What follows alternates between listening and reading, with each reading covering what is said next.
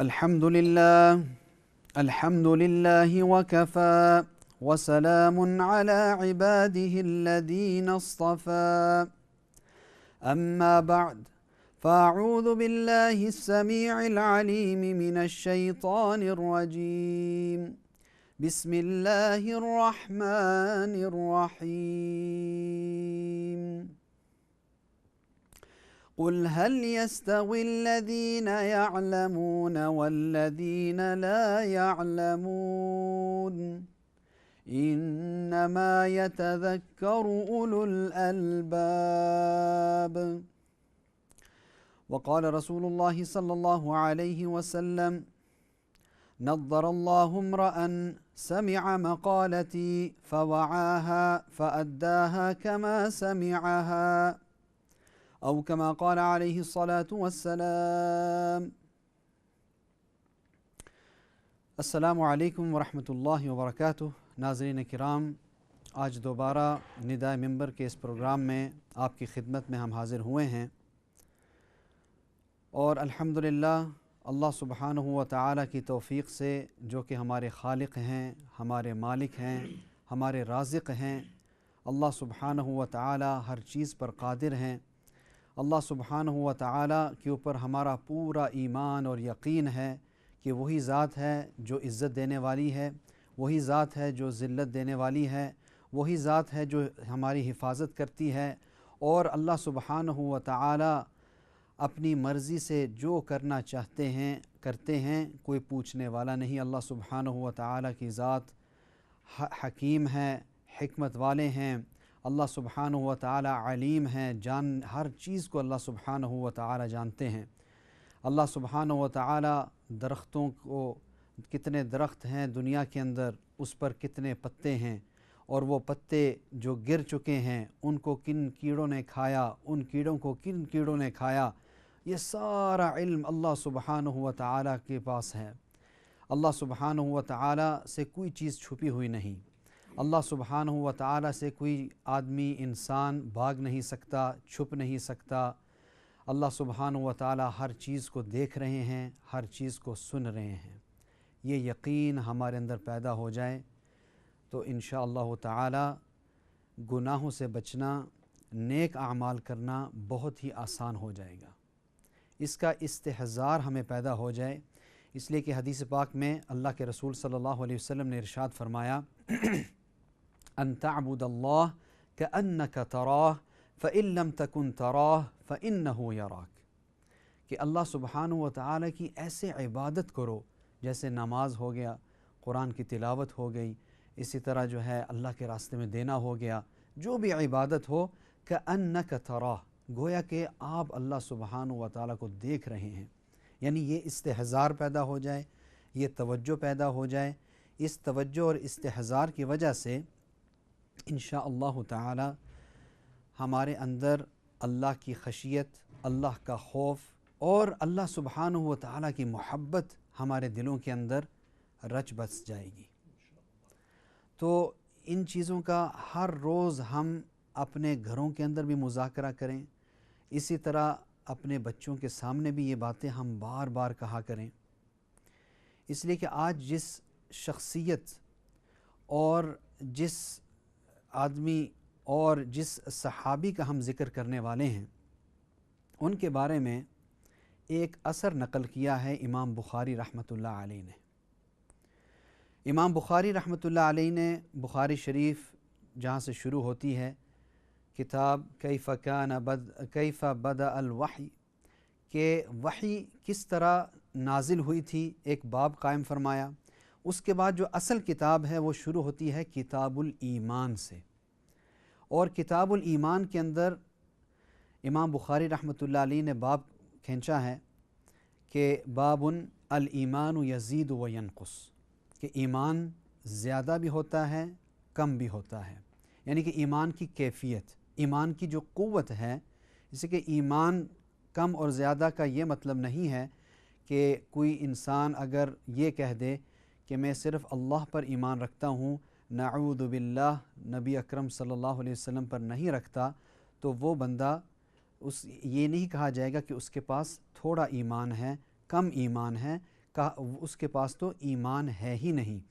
ایمان ہر ایک وہ چیز آمنت باللہ کما ہوا باسمائہ و صفاتہ، کہ ایمان آدمی اللہ پر لائے جیسے اللہ کے نام اور صفات ہیں، اور وقبلت جمیع احکامہ اقرارا باللسان و تصدیق بالقلب، اور انسان اللہ کی جتنی بھی باتیں ہیں اس کو قبول کرے، اللہ کے جتنے احکام ہیں اس کو قبول کرے، اللہ کی طرف سے جتنی باتیں آئی ہیں ان سب کو قبول کرنے والا ہے، دل سے اور زبان سے کہنے والا ہے، وہ مسلمان ہے، وہ ایمان والا ہے۔ اب اس ایمان والے کی جو ایمان کی قوت اور طاقت ہے وہ زیادہ ہو سکتی ہے اور کم ہو سکتی ہے۔ زیادہ اس وقت ہوگی جب آدمی قرآن کی تلاوت کرے گا، جب آدمی ذکر کرے گا، جب آدمی مسجد کے ماحول کے اندر جائے گا، جب آدمی اچھی باتوں کو سنے گا، اللہ سبحانہ و تعالی کی آیات کو پڑھے گا اور سنے گا، اور اسی طرح نبی اکرم صلی اللہ علیہ وسلم کی احادیث کو سنے گا اور پڑھے گا، تو اس کی وجہ سے ایمان بڑھے گا۔ اور ایمان کب ہوگا؟ جب انسان گناہ کرے گا اور غلط ماحول کے اندر ہوگا، غلط دوست اور یاروں کے ساتھ جو ہے مستی موج کر رہا ہوگا، تو یہ تمام چیزیں یا غیروں کے ساتھ ہوگا اور بے ایمانوں کے ساتھ ہوگا، تو اس کی وجہ سے ایمان کم ہوتا جائے گا۔ تو اللہ سبحانہ و تعالی ہمیں ایمان کی زیادتی نصیب فرمائے اور ہمارے ایمان کو قوی فرمائے، اس کے لیے دعا بھی کرنی ہے اور اس کی ایک دوسرے سے تذکرہ بھی کرنا ہے۔ تو اسی کی مثال حضرت امام بخاری رحمۃ اللہ علیہ نے باب الایمان یزید و ینقص کی غالباً تیسری یا چوتھی لائن ہے، جس کے اندر وہ یہ اثر نقل کرتے ہیں، وَكَانَ مُعَاذٌ رضی اللہ تعالی عنہ یقول تعال نومن ساعتاً، کہ معاذ بن جبل رضی اللہ تعالی عنہ، جن کا تذکرہ آج ہم انشاءاللہ آپ کے سامنے کریں گے، اور ماشاءاللہ ان کی زندگی کے اوپر ہم پوری علماء کرام سے ان کے حالات، ان کی قربانیاں، اور اسی طرح ان کا علم کا شوق، اور کتنے بڑی وہ ہستی تھی، کتنے بڑے وہ مفتی تھے، کتنے بڑے اللہ سبحانہ و تعالی نے ان کو علم دیا تھا، کہ جس کے گواہ خود نبی اکرم صلی اللہ علیہ وسلم ہیں، جن کے بارے میں نبی اکرم صلی اللہ علیہ وسلم نے تعریف فرمائی اور یہ فرمایا انت رسول اللہ صلی اللہ علیہ وسلم، کہ تو واقعی اللہ کے رسول کا ریپرزینٹیٹیو ہے، اللہ کے رسول کا رسول ہے، اللہ کے رسول کا قاصد ہے۔ سبحان اللہ، کتنا بڑا لقب نبی اکرم صلی اللہ علیہ وسلم نے حضرت معاذ بن جبل رضی اللہ تعالی عنہ کو دیا۔ تو امام بخاری فرماتے ہیں کہ معاذ رضی اللہ تعالی عنہ اکثر یہ کہا کرتے تھے، آؤ ذرا ہم تھوڑی دیر ایمان لے آئیں، یعنی آؤ ذرا تھوڑی دیر ہم ایمان کا مذاکرہ کریں، ایمانیات کے اوپر بات کریں، اور جس کی وجہ سے ہمارا ایمان مزید ہو، ہمارا ایمان بڑھے۔ سبحان اللہ۔ اور حالانکہ اتنی بڑی شخصیت صحابی رسول ہیں، اور ان اوائل صحابہ میں سے ہیں جو کہ اسلام لے کر آئے، اور ماشاء اللہ اس پر انشاءاللہ تعالی مزید ابھی روشنی ہمارے علماء کرام ڈالیں گے۔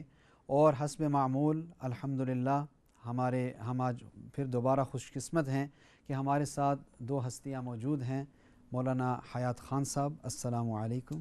وعلیکم السلام ورحمۃ اللہ وبرکاتہ۔ مولانا خیریت سے ہیں؟ الحمدللہ، اللہ کا فضل۔ اور اسی طرح حضرت مولانا عبدالباسط شاہد صاحب، السلام علیکم۔ وعلیکم السلام ورحمۃ اللہ وبرکاتہ۔ خیریت سے؟ جی الحمدللہ، ماشاء اللہ، الحمدللہ۔ تو انشاءاللہ تعالیٰ اس سلسلے کو ابھی آگے جاری کریں گے اور جاری رکھیں گے انشاءاللہ تعالیٰ۔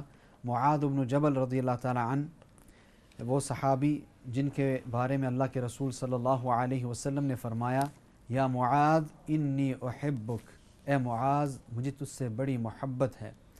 اور معاذ رضی اللہ تعالیٰ عنہ، جیسے ہم نے پہلے بھی دیگر صحابہ کرام کے بارے میں آپ کے سامنے پیش کیا تھا کہ وہ بھی اللہ کے رسول صلی اللہ علیہ وسلم کی خدمت میں رہا کرتے تھے اور کوشش فرماتے کہ اللہ کے رسول صلی اللہ علیہ وسلم جو بات فرماتے ہیں اس کو میں سیکھ لوں اور اس پر عمل کروں اور آگے پہنچانے کی کوشش کروں۔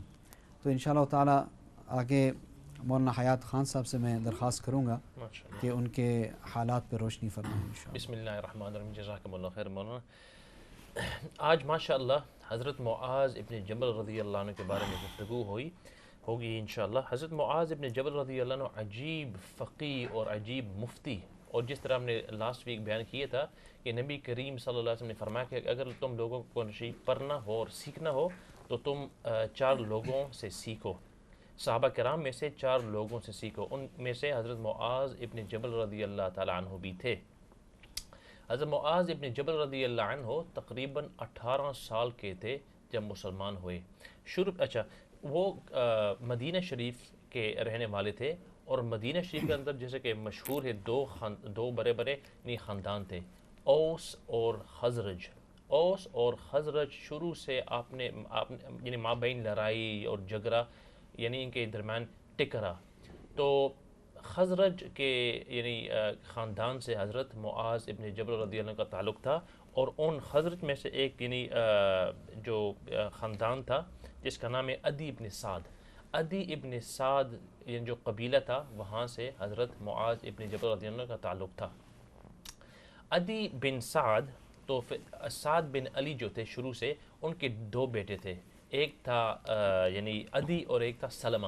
تو جو بنو سلمہ ہے جن سے کافی مشہور صحابی ہیں، تو بنو سلمہ اور یہ جو بنو عدی ہے جہاں سے حضرت معاذ رضی اللہ تعلق رکھتے ہیں، آپس میں یہ گوئے کہ یعنی بہت قریبی چاچے زاد بھائی کے خاندان تھے.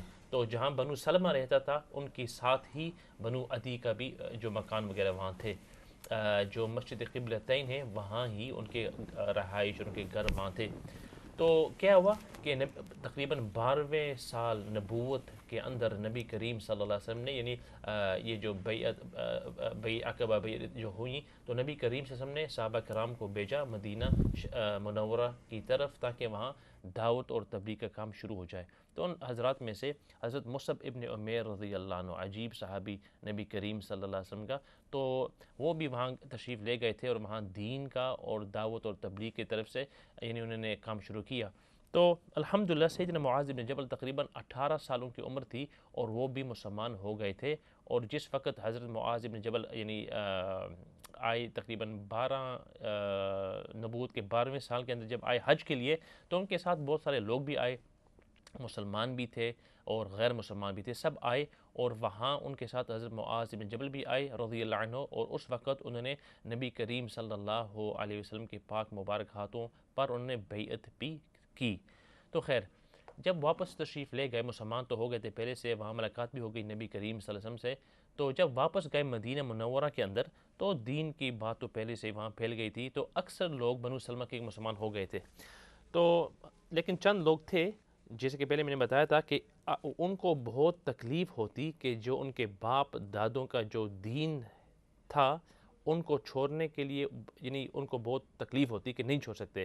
یہی وجہ تھی کہ ابو طالب نبی کریم صلی اللہ علیہ وسلم کے جو چاچے تھے ان کو یعنی پہلے بتایا کہ انہوں نے کہہ دیا کہ یا رسول اللہ اگر اگر مجھ سے ہوتا تو میں کر لیتا کہ آپ کی آنکھوں کو ٹھنڈی کر لیتا، لیکن مجھے یہ ڈر ہے کہ لوگ کہیں گے کہ آپ نے یعنی موت کے ڈر سے آپ نے باپ اجداد کے دین کو چھوڑ دیا، ورنہ مجھے یقین تھا کہ آپ سچے نبی ہیں. تو خیر ان میں سے ایک شخص تھے عمر ابن جموع رضی، اس وقت مسلمان نہیں تھے.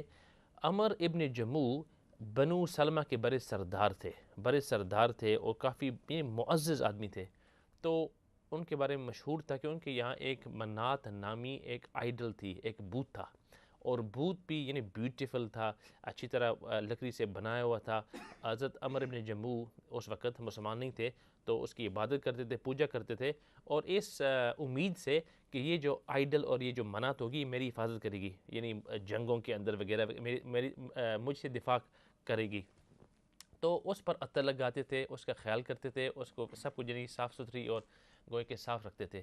تو کیا ہوا کہ حضرت معاذ ابن جبل رضی اللہ عنہ اس وقت یعنی 18-19 سالوں کی عمر تھی، اور چند اور جوان کیا کرتے کہ وہ لوگوں کے گھر کے اندر جاتے اور یہ جو بت ہوتے ان کو توڑ پھوڑ لیتے. تو انہوں نے ایک موقع ڈھونڈا اور حضرت عمر ابن جموع کے پاس گئے، اور ان کا یہ جو بت تھا اس کو ایک مرتبہ رات کے وقت وہاں سے نکال دیا، اور یہ جو یعنی گندی جگہ ہوتی ہے وہاں رکھ دیا، تاکہ لوگ صبح کے وقت دیکھیں اور ان کو تنبیہ ہو جائے کہ بھائی یہ جو جن کی عبادت کرتے ہیں یہ تو خود کی دفاع نہیں کر سکتی. تو خیر یہی ہوا. دوسرے دن جب حضرت عمر بن جموح نے صبح کی تو انہوں نے دیکھا کہ یہاں آئیڈل بوت نہیں ہے، تو اس کے تلاش کے اندر گئے اور کیا دیکھتے ہیں کہ وہاں کسی گھاٹ کے اندر یہ جو یعنی بوت وہاں پڑی ہوئی ہے. تو ان کو بہت ہی غصہ آیا، بہت ہی غصہ آیا، اور انہوں نے کہا کہ جن لوگوں نے یہ کیا اگر مجھے پتہ چل جائے ان کے میں یعنی خبر لوں گا. تو خیر اس کو واپس گھر لے آئے، اس کو صاف کیا، عطر ڈالا اور پھر وہاں رکھ دیا. دوسری رات وہی حرکت ہوئی. حضرت معاذ بن جبل رضی اللہ عنہ اور ساتھی وہاں نکلے اور اسی گھر کے اندر گئے اور وہاں پھر اس بھوت کو نکال دیا، منات بھوت کو نکال دیا اور وہی اس کا حال کیا، کسی گھاٹ کے اندر ڈال دیا. تو پھر جب صبح ہوئی حضرت عمر بن جموح کو پھر دیکھا کہ کسی بے ادبوں نے میرے جو بھوت ہے اس کے ساتھ کیا رویہ کیا. پھر وہاں سے اٹھالا اور واپس گھر لایا اور بہت غصے کے اندر آئے، کیونکہ ان کو یہ اللہ تعالیٰ کا کرنا تھا کہ ان کو ہدایت ہونے والی تھی. تو پھر تیسری رات یہی ہوا کہ پھر حضرت معاذ بن جبل رضی اللہ عنہ انہوں نے یہ بھوت وہاں سے نکال لیا. وجہ یہ تھی کہ حضرت معاذ بن جبل رضی اللہ کو یہ بتانا تھا کہ یہ جو بھوت ہے جو خود کی دفاع نہیں کر سکتی، تم لوگ اس کی عبادت کیوں کرتے ہو. تو انہوں نے پھر تیسری رات وہاں سے نکال دی اور اس مرتبہ وہ جو کوڑا کرکٹ ہوتا ہے جہاں لوگ پخانا، وہاں انہوں نے پھینک دیا. اور کیا ہوا تھا کہ اس رات حضرت عمر بن جموح نے اس بھوت کے ساتھ ایک تلوار ٹنگ دی تھی کہ چلو آج تو یعنی آپ خود اپنے آپ کا دفاع کریں اور آپ یہ جو تلواریں آپ استعمال کریں. تو حضرت معاذ بن جبل نے وہاں سے جب بھوت لیا منات کو اور وہاں پھینک دیا کوڑا کرکٹ کے اندر، اس کے ساتھ انہوں نے ایک مردہ کتا بھی باندھ دیا. تو جب صبح ہوئی اور حضرت عمر بن جموح پھر وہاں سے گزرے اور دیکھا کہ یہ تو کوڑا کرکٹ کے اندر انہیں ڈال دیے بھوت کو، تو انہوں نے سوچا کہ اور یہ الفاظ کہیں کہ دیکھو آخر بات تو یہی ہے کہ تو جو ہے میری آئیڈل ہے، میری یعنی میں تیرا پوجا کرتا ہوں، اس واسطے کرتا ہوں کہ مجھے امید ہے کہ تو جو بھوت ہے تو میری حفاظت کرے گی، مصیبتوں سے مجھے حفاظت کریں گے، مصیبتوں کو مجھ سے ٹالیں گی. لیکن اس کے باوجود تو اپنے آپ کا تم نے یعنی دفاع نہیں کر سکا. تو ان کو پھر اس وقت یقین آ گیا کہ واقعی یہ جو بھوت ہے کسی کا کام نہیں ہے. اور پھر ماشاءاللہ اللہ نے ان کو بھی ہدایت دی اور پھر وہ بھی مسلمان ہو گئے. تو بتانے کا مقصد یہ ہے کہ حضرت معاذ بن جبل 18-19 سال کے تھے اور اس وقت ان کے اندر یہ یعنی جذبہ تھا دین کا، ایمان کا، کہ کسی کے گھر کے اندر جانا اور یہ بھوت ہٹانا، ایک رات نہیں، 2 رات نہیں، 3 راتیں. اور پھر کس کے گھر؟ عمر بن جموح جو ان کے سردار تھے، بڑے معزز شخص تھے. اسی واسطے یہ نہیں کہ رانی کرنے کے لیے، تماشے کے لیے، نہیں، مینس نہیں تھے، اس واسطے کہ تاکہ ان عمر بن جموح کے دل کے اندر یعنی حضرت معاذ کو ترس آتا تھا کہ اتنے بڑے آدمی ہیں، اتنے شریف ہیں، ہمارے سردار ہیں، اور اس کے باوجود اپنا پیشانی کسی بھوت کے سامنے یعنی چوکٹ پر رکھتے ہیں. تو یہ مناسب نہیں ہے اولو الالباب کے لیے، عقل والوں کے لیے. تو انہوں نے یہ اس واسطے کی تاکہ ان کو اور لوگوں کو عبرت آئے. تو ماشاءاللہ حضرت معاذ بن جبل کی یہ کوشش کی وجہ سے یعنی بہت سارے مدینہ کے رہنے والے ماشاءاللہ سب مسلمان ہو چکے تھے ماشاءاللہ. سبحان اللہ. تو دیکھیں اللہ سبحانہ و تعالیٰ کبھی کسی کو ذریعہ بنا دیتے ہیں اور کس انداز سے ذریعہ بنا دیتے ہیں، عجیب. اللہ سبحانہ و تعالیٰ، اب دیکھیں عمر بن جموح رضی اللہ تعالیٰ عنہ کہ وہ بت کو پھینکنا ہی ان کے ہدایت کا سبب بن گیا. تو کبھی کبھی آدمی کو حکمت کے ساتھ، اور کوئی ضروری نہیں ہے کہ اسی طریقے سے جس طریقے سے کسی اور کو دعوت دی گئی اور وہ مسلمان ہوا، کہ وہی طریقے سے دوسرا بندہ بھی مسلمان ہو. اس لیے کہ ہر انسان مختلف ہے، مختلف انداز سے وہ سمجھتا ہے اور سوچتا ہے. تو معاذ بن جبل رضی اللہ تعالیٰ عنہ اس سے ان کی یعنی فہم اور ان کی سمجھداری ہمارے سامنے آتی ہے ماشاءاللہ، کہ کتنے وہ سمجھدار تھے اور کتنا اللہ سبحانہ و تعالیٰ نے ان کو یہ سمجھداری دی تھی. یمن سے آئے ہوئے تھے ماشاءاللہ، یعنی کہ اب آئندہ یمن جانے والے تھے، اور اس کی یعنی کہ ایک قسم کی تیاری ہو رہی ہے اللہ سبحانہ و تعالیٰ کی طرف سے. اس کا ذکر تو انشاءاللہ تعالیٰ آگے آپ حضرات کریں گے انشاءاللہ.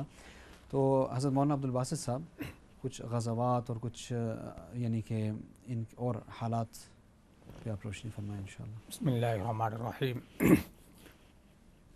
جیسے کہ مولانا فرما رہے تھے کہ حضرت معاذ بن جبل رضی اللہ عنہ بڑے جلیل قدر صحابی ہیں، اور ایک نوجوانی میں ہی اللہ تبارک و تعالیٰ نے ان کو اتنا علم عطا فرما دیا کہ جیسے کہ نبی اکرم صلی اللہ علیہ وسلم نے سبق فرمایا کہ کسی نے قرآن پاک سیکھنا ہو تو ان حضرات سے سیکھے، جن میں سے حضرت معاذ بن جبل رضی اللہ عنہ بھی تھے۔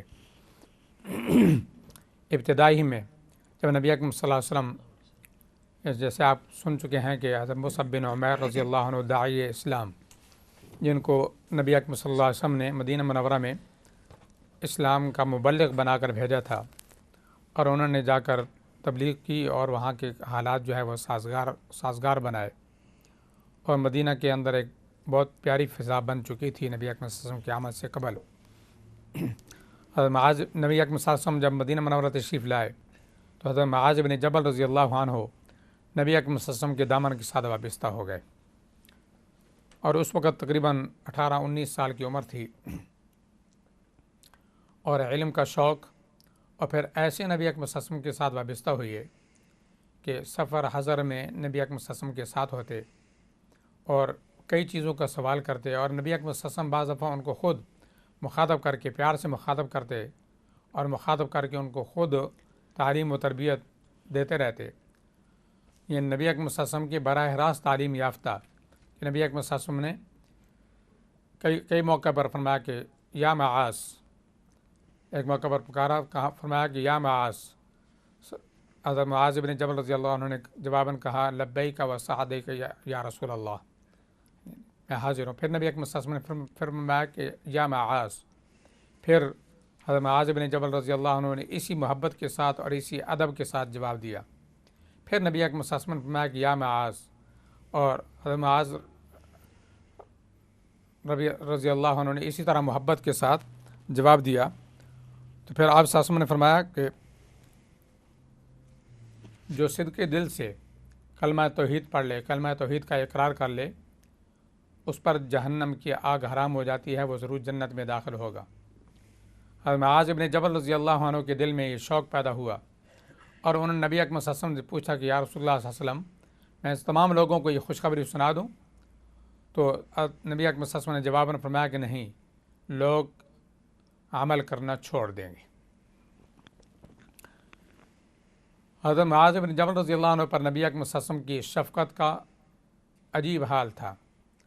جب حضرت معاذ بن جبل رضی اللہ عنہ خود ادب کی وجہ سے بعض دفعہ سوال نہیں کرتے تھے، تو پھر نبی اکرم صلی اللہ علیہ وسلم ان کی کمر پر بعض عصا یا کوڑا آہستہ سے لگاتے اور ان کو اپنی طرف متوجہ کرتے۔ تو نبی اکرم صلی اللہ علیہ وسلم نے ایک دفعہ ان کو اسی طرح مخاطب کیا اور فرمایا کہ آپ کو معلوم ہے کہ بندے کا اللہ کی ذات پر کیا حق ہے؟ حضرت معاذ رضی اللہ عنہ نے فرمایا کہ اللہ کے رسول صلی اللہ علیہ وسلم بہتر جانتے ہیں۔ تو نبی اکرم صلی اللہ علیہ وسلم نے فرمایا کہ اللہ کی عبادت کرے اور اس کے ساتھ شرک نہ کرے۔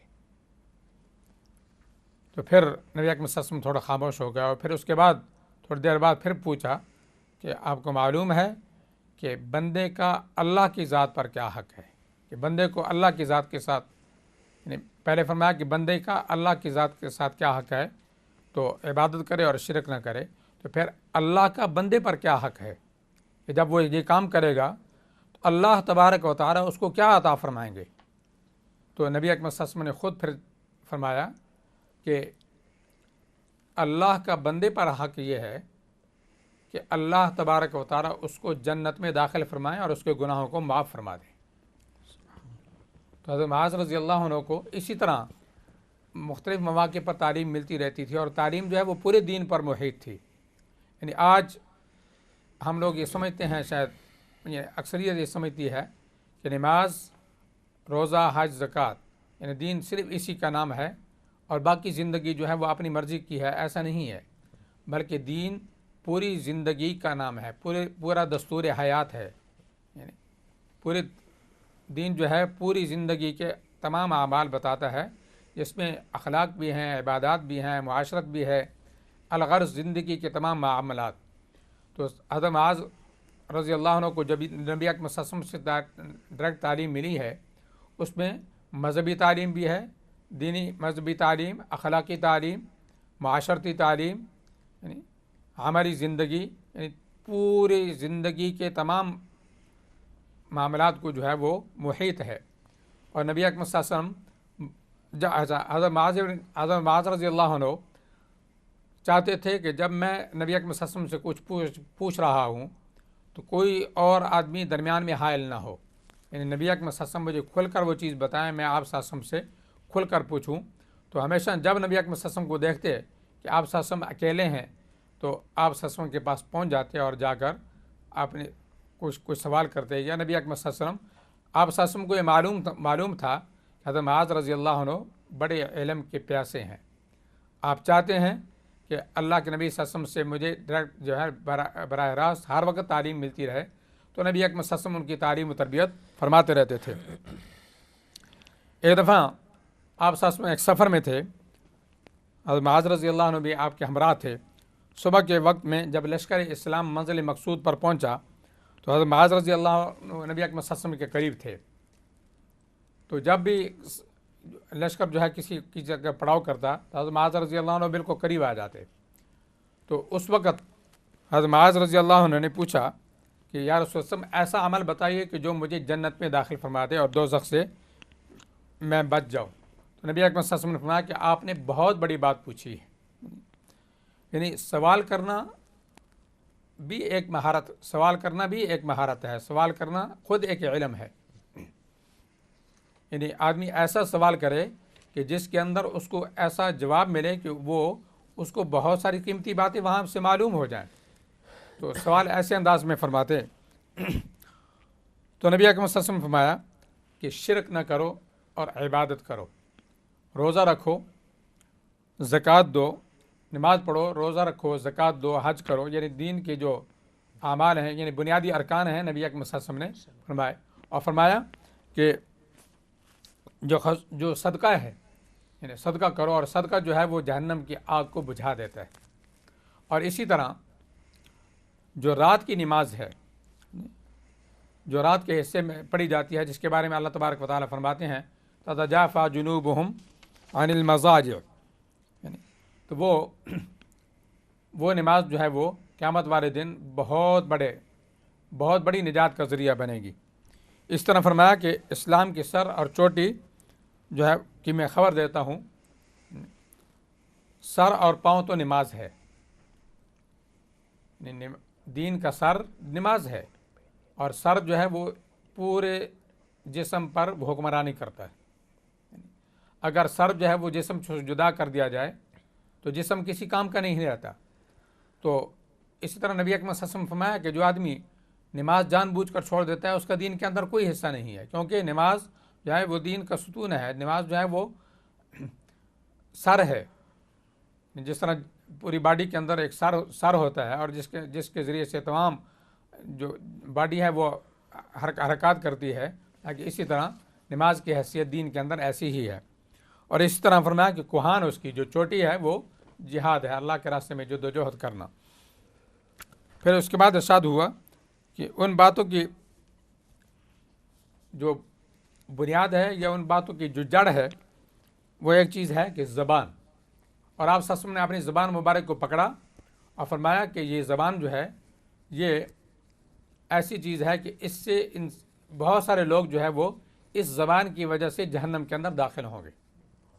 اور آپ صلی اللہ علیہ وسلم نے ایک اور موقع پر صحابہ کرام رضوان اللہ تعالیٰ علیہم اجمعین کو ارشاد فرمایا تھا کہ اگر تم ان دو چیزوں کی مجھے ضمانت دے دو میں تو تمہیں جنت کی ضمانت دیتا ہوں۔ صحابہ نے عرض کیا یا رسول اللہ صلی اللہ علیہ وسلم ہمیں بتائیے، تو نبی اکرم صلی اللہ علیہ وسلم نے بتایا کہ ایک وہ چیز دو جبڑوں کے درمیان ہے، یعنی زبان، اور دوسری وہ چیز دو ٹانگوں کے درمیان ہے، یعنی شرمگاہ، یعنی آپ ان کی ضمانت دے دو کہ نہ زبان کو غلط استعمال کرو گے اور نہ اپنے وہ اعضاء جو ہے اللہ کے حکم کے بغیر استعمال کرو گے، تو میں تمہیں جنت کی ضمانت دیتا ہوں۔ اور آپ دیکھیے کہ برائیاں انہی کے ذریعے سے پھیلتی ہیں، فساد انہی کے ذریعے سے پھیلتا ہے۔ تو نبی اکرم صلی اللہ علیہ وسلم کی جو تعلیمات ہیں ان کے اندر بہت بڑی حکمتیں موجود ہیں۔ اللہ کرے کہ وہ تعلیمات جو ہے ہمارے اندر آ جائیں اور ہم ان تعلیمات پر عمل کرنے والے بن جائیں۔ تو اسی طرح نبی اکرم صلی اللہ علیہ وسلم نے حضرت معاذ رضی اللہ عنہ کو 10 باتوں کی وصیت فرمائی تھی۔ وہ 10 باتیں جو ہیں وہ سونے کے پانی سے لکھنے والی ہیں اور اپنے پلے باندھنے والی ہیں اور اپنی عملی زندگی میں وہ لاگو کرنے والی ہیں۔ نبی اکرم صلی اللہ علیہ وسلم نے فرمایا اللہ کے ساتھ کسی کو شریک نہ بنانا، چاہے تمہارے ٹکڑے ٹکڑے کر دیے جائے۔ جان بوجھ کر نماز نہ چھوڑنا، کیونکہ جو آدمی جان بوجھ کر نماز چھوڑ دیتا ہے اس کا دین کے اندر کوئی حصہ نہیں ہے، یعنی وہ دین سے نکل جاتا ہے۔ والدین کی نافرمانی نہ کرنا، اگرچہ وہ تمہیں اپنے مال سے، اپنی اولاد سے الگ کر دیں۔ اسی طرح فرمایا کہ شراب نہ پینا، کیونکہ یہ تمام برائیوں کی جڑ ہے۔ جس معاشرے کے اندر شراب رواج پا جاتی ہے وہ معاشرہ بہت ساری بھلائیوں سے محروم ہو جاتا ہے۔ اس طرح نافرمانی کے اندر مبتلا نہ ہونا، لڑائی سے نہ بھاگنا، اپنے اولاد کے ساتھ حسن سلوک کرنا اور ان کا ہمیشہ ادب کرنا، ان کا خیال رکھنا، خدا کا خوف جو ہے ان کو دلانا، اور خود بھی اللہ تبارک و تعالیٰ کا خوف جو ہے اپنے دل میں رکھنا۔ تو رسول اللہ صلی اللہ علیہ وسلم نے حضرت معاذ رضی اللہ عنہ کو 5 چیزوں کی وصیت اور فرمائی تھی، اور فرمایا تھا کہ جو کوئی ان کو عمل میں لائے گا خدا تعالیٰ ان کا ضامن ہو جائے گا۔ کہ مریض کی عیادت کرنا، جنازے کے ساتھ شریک ہونا۔ آج یہ چیزیں ہمارے اندر سے چلی گئی ہیں۔ ہم اس مریض کی عیادت کرتے ہیں کہ جو ہمارے اگر بیمار ہوئی ہوں تو ہماری عیادت کو آتا ہے، اس جنازے کے اندر شریک ہوتے ہیں جو ہمارا رشتہ دار ہے، یا ہمارا کوئی ایسا جنازہ ہوا تھا تو وہ شریک ہوا تھا، تو اس جنازے کے اندر شریک ہوتے ہیں، جبکہ یہ بہت بڑا عمل ہے۔ اسی طرح غزوہ سے نکلنا، حاکم کی توقیر کرنا، اس کی عزت کرنا، اور اس طرح فرمایا کہ گھر میں بیٹھ رہنا، اس سے بہت سارے فتنوں اور فساد سے بچ جاؤ گے۔ اس طرح بہت ساری تعلیمات جو ہیں انہوں نے نبی اکرم صلی اللہ علیہ وسلم اس طرح سے حاصل کی ہیں، ان کا انشاءاللہ آگے آپ تذکرہ سنیں گے۔ ان تمام وصیتوں پر جو نبی اکرم صلی اللہ علیہ وسلم نے حضرت معاذ رضی اللہ عنہ کو ارشاد فرمائی تھیں، اور آپ صلی اللہ علیہ وسلم کی وہ شفقت تھی، وہ محبت تھی، اور ان کے ذریعے سے یہ تعلیمات جو ہیں پوری امت تک پہنچائی ہیں۔ حضرت معاذ رضی اللہ عنہ نے ہر موقع پر جو ہے نبی اکرم صلی اللہ علیہ وسلم کی احادیث کو پہنچایا ہے اور اس کا حق ادا کیا ہے۔ جیسے نبی اکرم صلی اللہ علیہ وسلم فرمایا تھا کہ جو آج موجود ہیں وہ میرا پیغام جو ہے وہ جو غائب ہیں ان تک پہنچا دو۔ تو اللہ تبارک و تعالیٰ ہمیں ان تمام وصیتوں پر عمل کرنے کی توفیق نصیب فرمائے۔ آمین، ماشاء اللہ۔ تو ماشاء اللہ کافی زبردست باتیں ہمارے سامنے آئی ہیں۔ نبی اکرم صلی اللہ علیہ وسلم نے حضرت معاذ بن جبل رضی اللہ تعالیٰ عنہ کو جب کہ ہجرت فرمائی نبی اکرم صلی اللہ علیہ وسلم نے مدینہ میں، تو مواخات یعنی بھائی چارہ جو بنایا مہاجرین اور انصار کے درمیان، تو حضرت معاذ بن جبل رضی اللہ تعالیٰ عنہ چونکہ ایک پڑھے لکھے ماشاءاللہ اور ایک فقیہ اور ایک سمجھدار انسان تھے، اور علم کے اعتبار سے اللہ سبحانہ و تعالیٰ نے ان کو فہم اور فراست عطا فرمائی تھی، تو اس لیے جوڑی ان کی بنی حضرت عبداللہ ابن مسعود رضی اللہ تعالیٰ عنہ کے ساتھ، کہ وہ خود بھی ماشاءاللہ ایک فقیہ تھے اور یعنی آئندہ چل کے مسئلے مسائل کے ماہر ماشاءاللہ بنے دونوں حضرات۔ تو اس وجہ سے نبی اکرم صلی اللہ علیہ وسلم نے ان دونوں کی مواخات فرمائی تھی، غالباً ایسا ہی لگتا ہے۔ اور معاذ بن جبل رضی اللہ تعالیٰ عنہ چونکہ بنو سلمہ جو کہ ان کے رشتہ دار تھے، ان کے یعنی چچاؤں کا یعنی کہ خاندان تھا، جیسے مولانا حیات صاحب نے پہلے شروع میں فرمایا کہ 2 بھائی تھے، عدہ اور سلیمہ، اور پھر بنو سلیمہ جو کے ساتھ یہ رہتے تھے وہاں پر، اور یہ رہتے تھے جہاں پر آج مسجد قبلتین ہے غالباً اس علاقے کے اندر۔ تو میں ویسے ہی مولانا گوگل میپس میں دیکھ رہا تھا کہ کتنا دور ہے، گاڑی کے ساتھ اگر سفر کریں تو 6.5 کلومیٹر، اور اگر پیدل ہو تو 4 کلومیٹر، تقریباً 1 گھنٹہ لگتا ہے، 1 گھنٹہ۔ تو وہ یہ کیوں میں بتلا رہا ہوں کہ ایک حدیث ہے، بنو سلیمہ آئے نبی اکرم صلی اللہ علیہ وسلم کے پاس اور انہوں نے عرض کیا، یا رسول اللہ صلی اللہ علیہ وسلم، ہمارے گھر دور ہیں، مسجد نبوی میں ہم آتے ہیں تو ہمارا تھوڑا ٹائم لگ جاتا ہے، اور ظاہر ہے گھنٹہ تو لگ جاتا ہوگا کم از کم، تو ہر نماز پہ پہنچنا، اور پھر نماز کے اوقات بھی اس طرح تھے کہ مطلب اندازاً وہ آتے تھے، اس لیے کہ گھڑیوں کا تو سسٹم نہیں تھا، تو لہٰذا تھوڑی دقت تھی۔ تو انہوں نے پوچھا کہ ہم اپنے گھروں میں ہی نماز پڑھ لیں یا وہاں کچھ کر لیں؟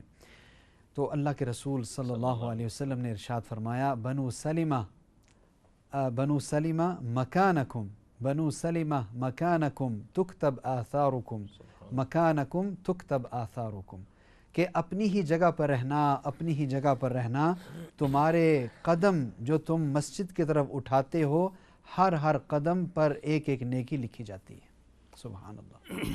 تو اندازہ لگائیں 4 کلومیٹر دور تقریباً ہیں، یعنی تقریباً 2.5 مائل دور ہیں، اور وہاں سے چل کر یا سواری پر سوار ہو کر، اور ظاہر ہے کوئی تیز سواری گاڑی وغیرہ نہیں تھی، لیکن پھر بھی اللہ کے رسول صلی اللہ علیہ وسلم نے، تو ہمارے پاس کیا بہانہ ہے اگر ہمارے نزدیک ہی مسجد ہو اور اتنی دور مسجد نہیں ہے اور کوئی عذر شرعی نہ ہو، تو مردوں کو کوشش کرنی چاہیے کہ نماز با جماعت ادا کریں۔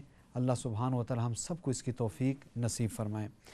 تو حضرت معاذ بن جبل رضی اللہ تعالیٰ عنہ کو بعد میں اللہ کے رسول صلی اللہ علیہ وسلم نے اجازت دے دی کہ وہاں پر ہی آپ، یعنی چونکہ لوگ زیادہ ہو گئے تھے اور مشقت بھی تھی، ضعیف بھی تھی، ضعفاء بھی تھے اس کے اندر، تو پہلے تو اللہ کے رسول صلی اللہ علیہ وسلم کی ایک مقصد تھا کہ مسجد سے جڑیں گے صرف نماز کے لیے نہیں بلکہ مجھ سے کچھ سیکھنے کا اور دین کو سیکھنے کا جو ہے وہ ذریعہ بنے گا۔ تو بعد میں پھر وہاں مسجد بنی، تو حضرت معاذ بن جبل رضی اللہ تعالیٰ عنہ وہاں کے امام تھے۔ تو ایک مرتبہ واقعہ ہے کہ عشاء کی نماز با جماعت انہوں نے شروع کی، اللہ اکبر، اور پہلی رکعت کے اندر سورہ بقرہ انہوں نے شروع فرما دی۔ تو جب سورہ بقرہ پڑھنی شروع کی، ایک آدمی آیا، ایک صحابی آئے، کھیتی باڑی پورا دن وہ کرتے رہے، تھکے ہوئے تھے، عشاء کی نماز میں شریک ہوئے، اور تھکاوٹ کی وجہ سے، اب سورہ بقرہ کتنی لمبی ہے، تو وہ نماز توڑ کر گھر چلے گئے اور گھر جا کر انہوں نے نماز پڑھ لی۔ تو جب حضرت معاذ بن جبل رضی اللہ عنہ فارغ ہوئے تو کسی نے کہا کہ وہ فلاں شخص آیا تھا اور وہ نماز توڑ کے چلا گیا۔ تو حضرت معاذ رضی اللہ عنہ نے فرمایا کہ ہو سکتا ہے وہ منافق ہو۔ تو وہ صحابی کو بھی یہ بری بات لگی کہ بھائی مجھے منافق کیوں کہا جا رہا ہے، تو انہوں نے جا کر شکایت کی نبی اکرم صلی اللہ علیہ وسلم کو۔ تو نبی اکرم صلی اللہ علیہ وسلم نے حضرت معاذ بن جبل رضی اللہ عنہ کو بلایا اور کہا افتان انت، کیا تو لوگوں کو آزمائش میں ڈالنے والا ہے، اور اس طرح جو ہے فتنہ کھڑا ہو جائے گا۔ تو لہٰذا امام کو چاہیے کہ اتنی لمبی نماز نہ کرے، اس لیے کہ تمہارے پیچھے ضعفاء یعنی کمزور لوگ ہوتے ہیں، بوڑھے ہوتے ہیں، کام کر کے تھکے ہوئے لوگ بھی کھڑے ہوتے ہیں، تو اس وجہ سے ان پر یہ حرج ہوگا۔ تو کسی کو حرج میں، کسی کو مصیبت میں، تکلیف میں ڈالنا اسلام نہیں سکھاتا۔ تو اللہ کے رسول صلی اللہ علیہ وسلم نے ان کو یہ ارشاد فرمایا۔ اس کے بعد سے پھر حضرت معاذ بن جبل رضی اللہ تعالیٰ عنہ بڑی نفیس طریقے سے مختصر نماز پڑھایا کرتے تھے۔